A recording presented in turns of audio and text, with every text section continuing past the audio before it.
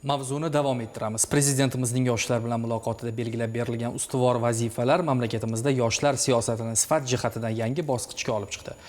Ta'kidlab o'tganimizdek, suhbatdoshlarimiz aytib o'tganidek, davlat rahbari tomonidan ilgari surilgan tashabbuslar yoshlarni qo'llab-quvvatlash, ularning bilim olishi, zamonaviy kasb-hunar egallashi, tadbirkorlik bilan shug'ullanish uchun keng imkoniyatlar yaratishga qaratilgani bilan ahamiyatlidir. Mazkur uchrashuvda davlatimiz rahbari tomonidan mamlakatda har haftaning payshanba kuni vazirliklar, idora va hokimliklarda yoshlar kuni o'tkazilishi belgilandi. Ilk ana shunday tadbir poytaxtimizning Olmazor tumanida bo'lib o'tdi. Hozir shu haqda.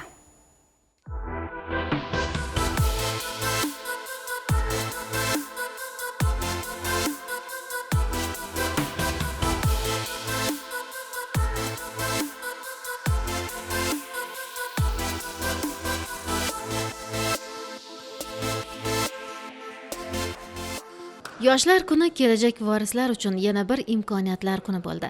Sababi aynan shu kuni sohaga mas'ul rahbarlar mahalla, maktab va texnikumlarga borib, yoshlarni eshitadi, ularning muammolarini hal qiladi.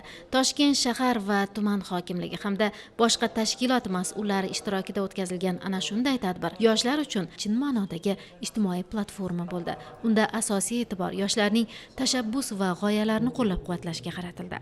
Mamlakatimizda yoshlar uchun yaratilgan imkoniyatlar, ulardan foydalanish usullari tushuntirildi.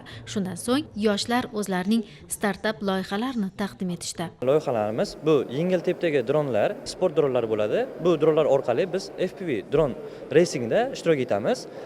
Hamda bizning o'zimizning milliy brendimiz, ya'ni dron show, har xil davlat tadbirlari, xususiy tadbirlarda GPS siz uchadigan dron showni o'zimiz tashkil qilganmiz, yaratganmiz. Taqdimotimizning asosiy maqsadi O'zbekistondagi milliy brendimizni shakllantirish va ko'rsatib berish. Prezidentimiz tomonidan yoshlarimizga berilgan mana g'oyalar, takliflar, ularni takliflarini qo'llab-quvvatlash bo'yicha qabul qilgan qarorlarning barchasi mana shu yoshlarimizni ertangi kuni kelajagiga xizmat qilishini alohida ta'kidlamoqchiman. Bundan 10 yil oldin oliy ta'lim muassasalarining soni 70 tagina edi.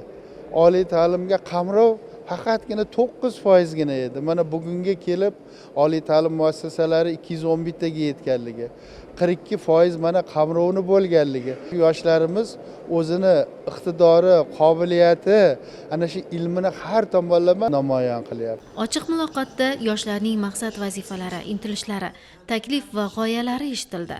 Ta'lim, zamonaviy kasb-hunarlarni egallash masalalari muhokama qilindi. Yoshlarning salohiyatlarini ro'yobga chiqarishga to'sqinlik qilayotgan muammolarga yechim izlandi.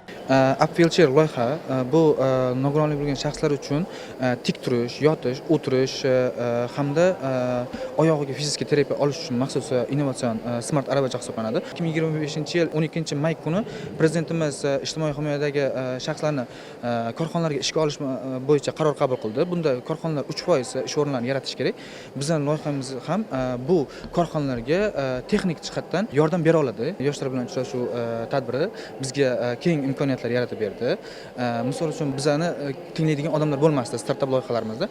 Hozirda o'zimizning startap loyihalarimizni tashkilotchilarga bildirib, ulardan kerakli xulosalar olib, investitsiyani jalb qilib, o'z startap loyihalarimizni rivojlantirishga turtki bo'lyapti. Uchrashuvda yoshlar hayoti, faoliyati bilan bog'liq ko'plab masalalar o'rtaga tashlandi.